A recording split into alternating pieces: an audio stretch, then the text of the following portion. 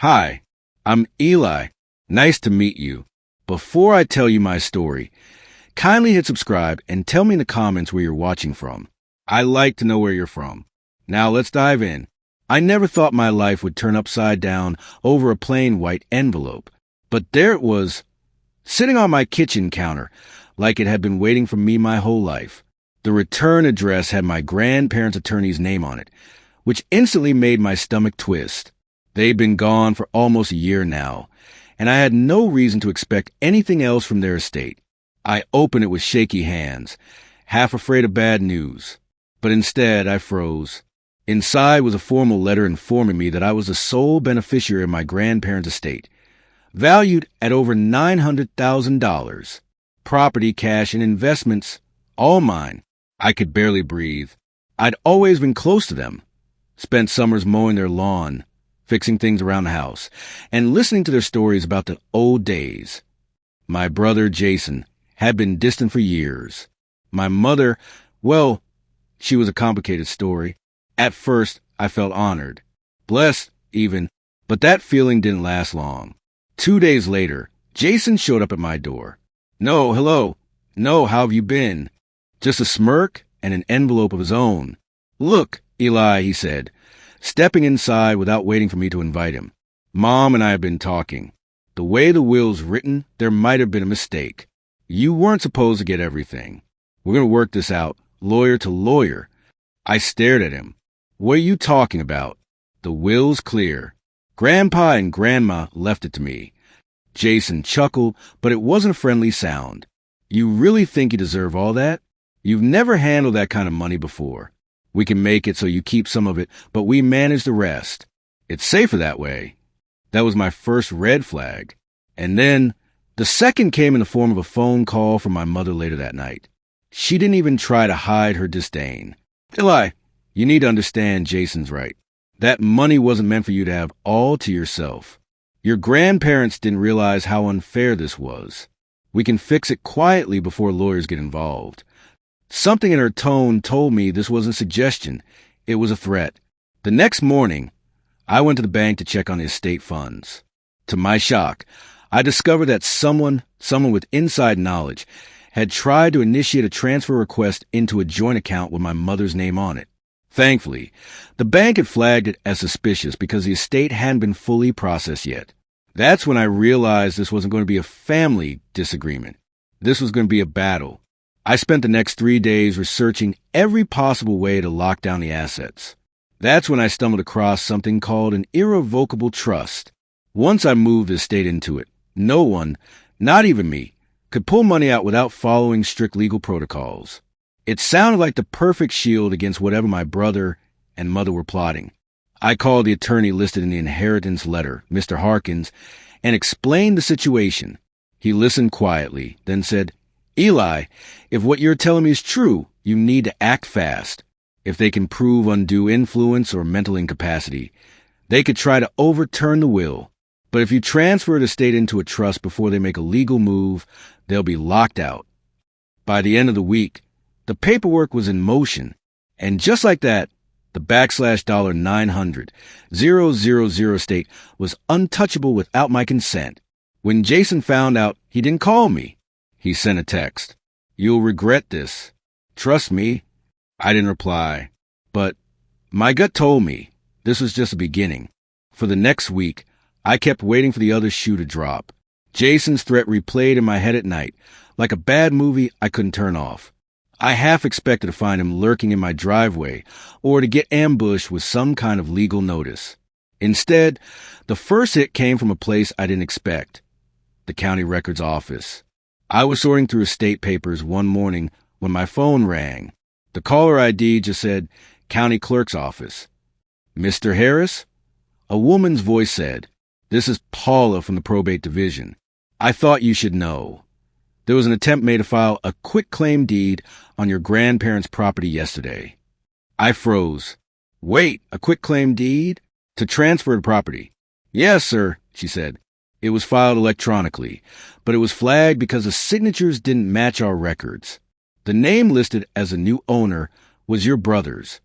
For a moment, all I could do was grip the phone and stare at the wall. Jason wasn't just fishing for money. He was trying to steal the house outright. Paula's tone dropped to a quieter register. I can't tell you what to do, but I've seen these things turn criminal pretty quickly. You may want to speak to law enforcement. That was the moment I realized this wasn't just a family squabble anymore. This was fraud. I called Mr. Harkins immediately. He didn't sound surprised. I suspected they might try something like this. The trust will protect the property going forward. But since this was an active attempt to transfer ownership under false pretenses, we can use it as evidence. Within 48 hours, I was sitting in a small wood-paneled office across from a detective who specialized in white-collar crime. I laid out the trust documents, the attempted transfer notice, and copies of my brother's texts. The detective, a no-nonsense guy named Alvarez, flipped through everything slowly. Your brother's not just crossing a line. He's sprinting past it. Alvarez said, with your permission, I'll open an investigation. This could qualify as attempted fraud, maybe even forgery if we can prove he falsified signatures. It felt surreal, handing my own brother over to the police. But after the stunt with the quick claim deed, I couldn't pretend this was something we could talk out. Jason must have found out about the investigation, because 2 days later my phone lit up with calls from Mom. When I didn't answer, she left a voicemail that still makes my skin crawl. You've made a huge mistake, Eli. You think you're so smart, but family doesn't call the cops on family. Jason is your brother. If you go through with this, you're going to regret it for the rest of your life. There was no warmth in her voice, no plea for peace, just cold warning. I didn't respond. Instead, I doubled down, sent copies of the fraudulent filing to the county's fraud prevention unit, and authorized Alvarez to subpoena the electronic records. 3 weeks later, Jason was officially charged with attempted fraud. When I got the news, part of me felt relief. The other part braced for what I knew was coming next. Mom wasn't going to take this lying down. Sure enough, within days, whispers started trickling in from cousins and aunts I hadn't heard from in months. I heard you're trying to put your own brother in prison, one cousin said in a tight, disapproving voice, and that you tricked your grandparents into changing their will before they died. The smear campaign had begun, and if I knew my mother, it was about to get a whole lot uglier. It didn't take long for the phone calls to turn into silence. The cousins who used to invite me to barbecues stopped calling. The aunts who used to send holiday cards suddenly forgot my address. I could almost hear the conversations happen behind my back. My mother was painting me as a greedy, manipulative opportunist who had tricked my grandparents in their final days. And the worst part? Some of them believed her. Mom had always been good at controlling the family narrative. She could take a single event and spin it until it became something entirely different. When I was 10, she told everyone I broke the neighbor's window playing baseball. The truth? Jason had done it. But she convinced me to be a man and take the blame so he wouldn't get grounded before his big game. I should have learned then. Truth didn't stand a chance against her version of events. But this time, I wasn't a scared kid. I knew the only way to survive this was to go on the offensive. And I had the one thing they didn't: receipts. I started gathering everything. Copies of the official will and probate records naming me sole beneficiary. Bank statements showing the state funds were untouched before I moved them into the trust. The county clerk's statement about the fraudulent quitclaim deed attempt. Screenshots of Jason's text threatening me. One by one, I organized them into a single neat PDF file labeled Estate Facts for Family Review. Then I drafted a short email.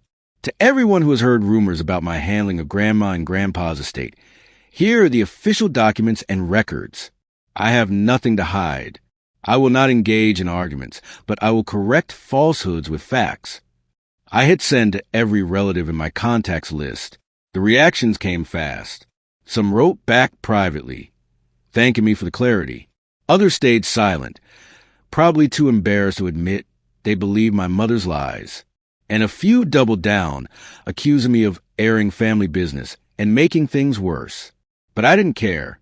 I'd rather be hated for telling the truth than liked for living a lie. Jason, however, didn't take it well. 2 days later, I got a call from Detective Alvarez.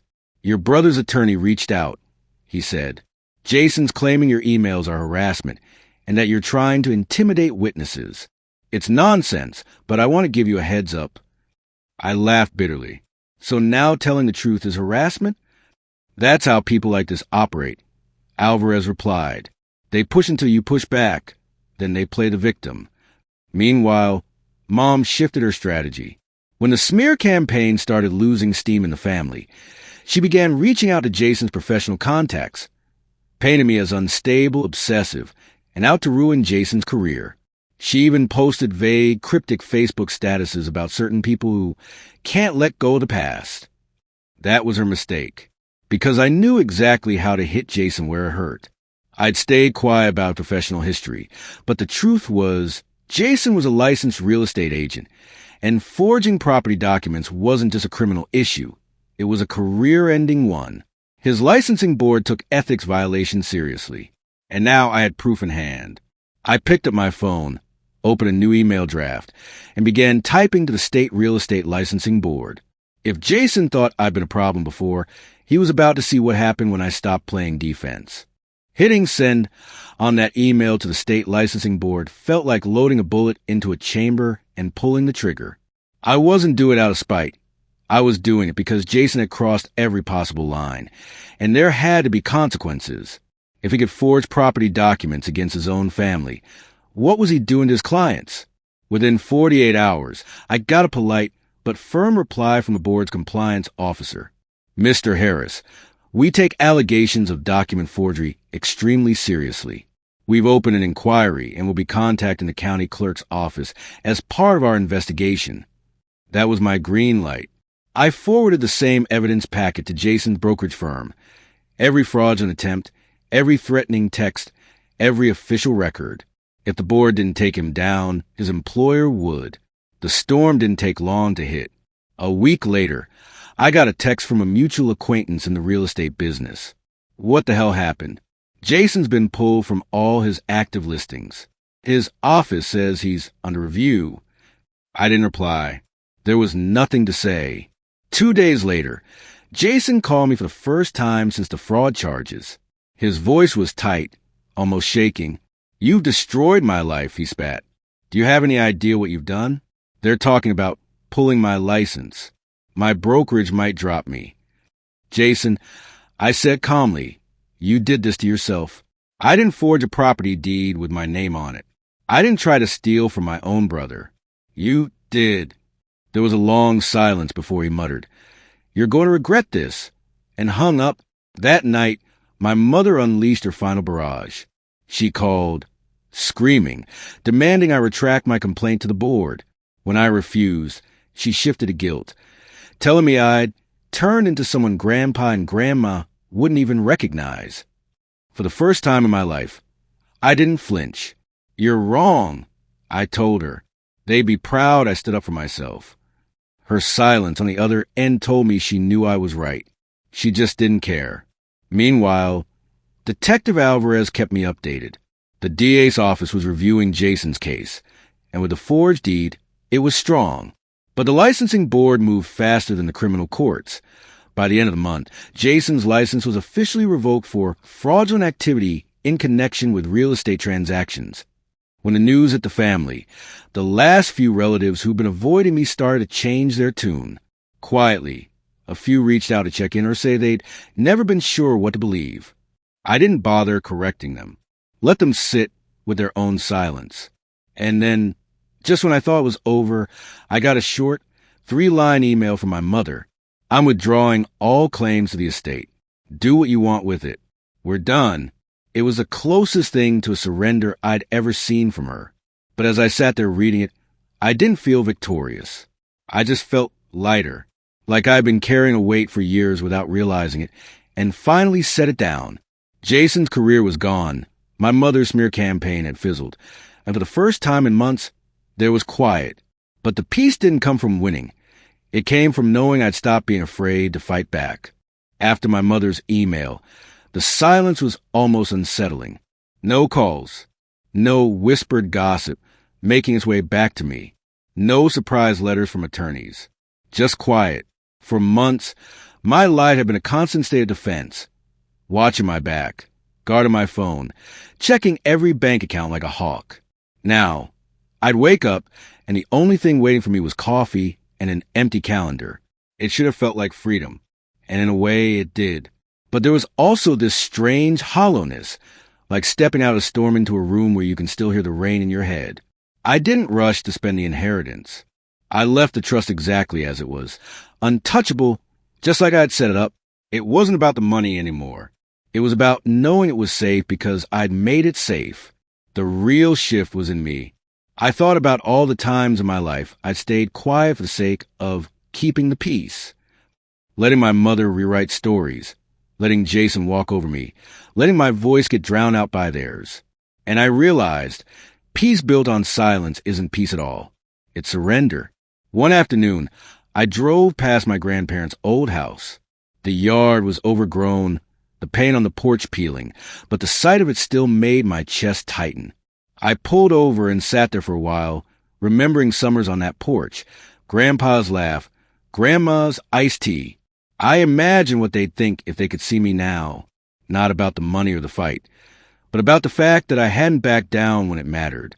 In that moment, I understood something I hadn't before. They hadn't left me the estate because they thought I needed money. They'd left it because they trusted me to protect myself. When I got home, I opened a blank page on my laptop and started writing. Not legal documents or defensive emails this time, but my own account of what had happened. Every detail, from the letter on my kitchen counter to the day Jason lost his license. I didn't know if I'd ever share it publicly, but I wanted it written down exactly as it happened, in my own words. A few relatives eventually came around, offering half-hearted apologies or awkward small talk. I didn't hold grudges, but I didn't open the door wide, either.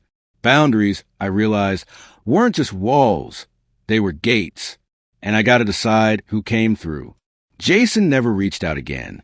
My mother stayed true to her last email. We haven't spoken since, and honestly, I'm fine with that. Sometimes peace isn't reconciliation. It's distance. The last time I visited the trust manager's office, he asked if I wanted to make any changes. I shook my head. No, everything stays just the way it is. Because that money, that house, that legacy, it wasn't just an inheritance anymore. It was proof that I could stand my ground and walk away with my dignity intact. And for the first time in my life, I didn't just feel like I'd won. I felt like I'd finally stopped playing a game I never agreed to in the first place. Thanks for watching. If you enjoyed my story, don't forget to like and hit subscribe. You will also enjoy other stories on AJ Family Drama. Until next time, bye.